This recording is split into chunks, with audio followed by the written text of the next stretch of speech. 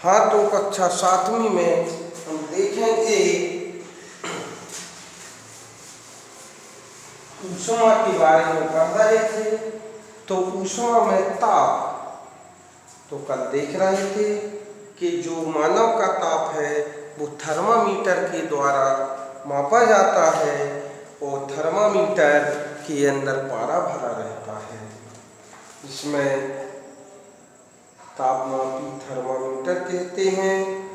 डॉक्टरी थर्मामीटर की सहायता से कुछ मित्रों के शरीर का ताप मापिए। क्या प्रत्येक विद्यार्थी के शरीर का ताप 37 डिग्री सेल्सियस है? मतलब जो 37 डिग्री सेल्सियस होता है वो यह सामान्य तापमान होता है। यह आवश्यक नहीं है कि प्रत्येक व्यक्ति का सामान्य ताप 37 डिग्री हो। यह कुछ अधिक अथवा कुछ कम भी हो सकता है।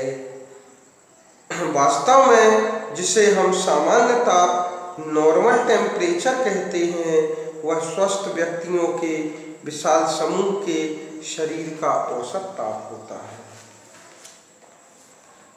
डॉक्टरी थर्मामीटर का उपयोग मानव शरीर का ताप मापने को छोड़कर किसी अन्य वस्तु का ताप मापने के लिए कभी मत करिए।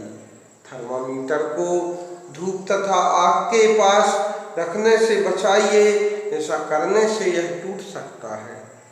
डॉक्टरी थर्मामीटर को केवल मानव शरीर का ताप मापने के लिए ही डिजाइन किया गया है।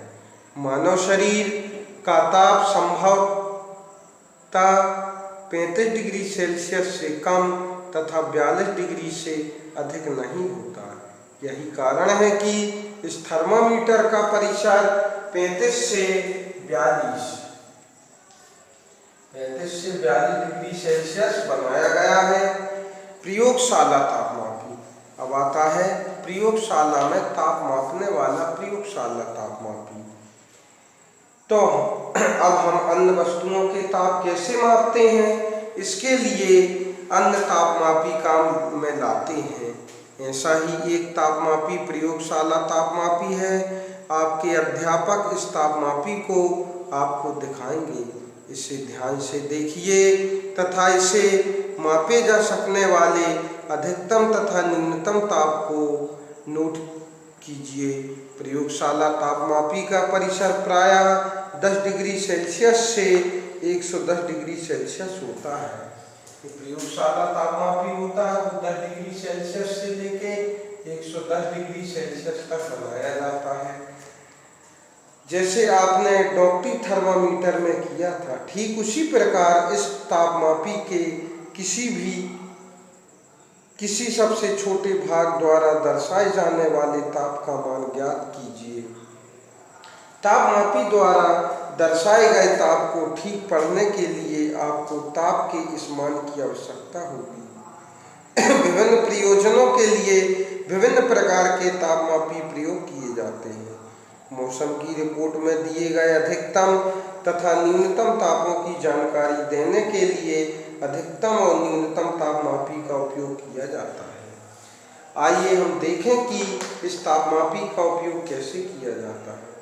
किसी बीकर अथवा मग में नल का थोड़ा सा जल लीजिए। तापमापी को जल में इस प्रकार से डुबोइए कि उसका बल्ब, मतलब जो इस प्रकार से अपन को डुबोना है, जी वाला भाग, उसका बल्ब डूब जाए, लेकिन वह बर्तन की तली अथवा दीवार की स्पर्श ना हो। मतलब जिसमें डुबो रहे उस बर्तन की तली से स्पर्श ना हो।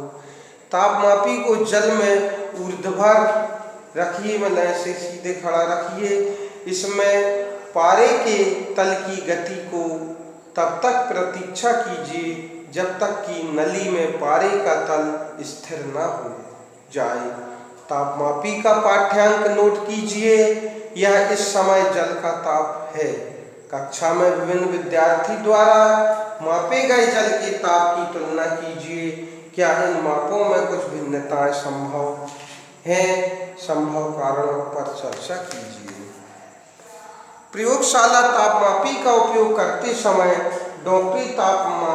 डॉक्टरी थर्मामीटर का पाठ्यांक लेते समय बरती जाने वाली सभी सावधानियों के अतिरिक्त निम्नलिखित सावधानी भी बरतनी चाहिए।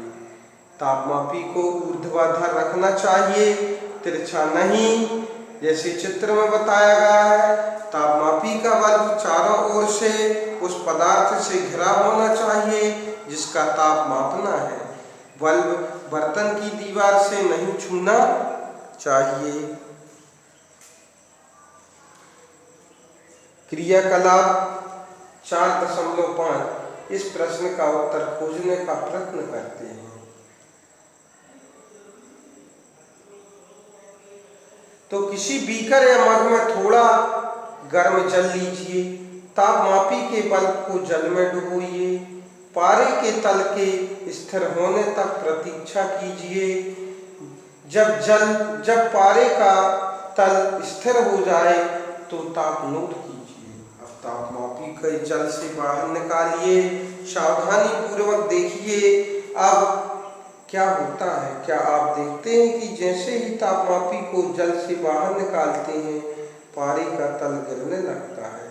इसका अर्थ है कि प्रयोगशाला तापमापी ताप का पाठ्यांक तभी नोट करता है जब उसका बल्ब जल या वस्तु में रखा है जिसका ताप मापना है। स्मरण कीजिए, अपने शरीर का ताप मापते समय आपको पाठ्यांक नोट करने के लिए थर्मामीटर को मुंह से बाहर निकालना पड़ता है।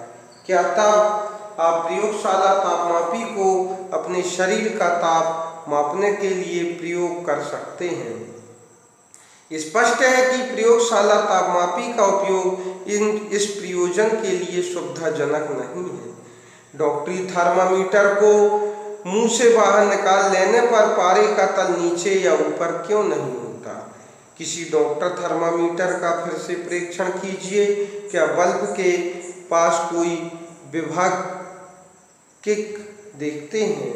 विभव का क्या लाभ है? यह पारे के तल को अपने नीचे नहीं आने देता, मतलब एक घुमावदार होती है घुंडी। संभवतः आपने देखा होगा कि जब किसी बर्तन को ज्वाला में रखते हैं तो वह तप्त हो जाता है। इसका कारण है कि ऊष्मा ज्वाला से बर्तन की ओर चली जाती है। जब बर्तन को ज्वाला से हटा लेते हैं तो वह धीरे धीरे ठंडा हो जाता है। यह ठंडा क्यों हो जाता है? ऊष्मा बर्तन से परिवेश की ओर स्थानांतरित हो जाती है। इस प्रकार आप समझ सकते हैं कि दोनों स्थितियों में ऊष्मा गर्म वस्तु से ठंडी वस्तु की ओर प्रवाहित होती है। वास्तव में ऊष्मा सदैव गर्म वस्तु से अपेक्षाकृत ठंडी वस्तु की ओर प्रवाहित होती है। तो ऊष्मा का स्थानांतरण अधिक गर्म वस्तु से ठंडी वस्तु की ओर प्रवाहित होती है।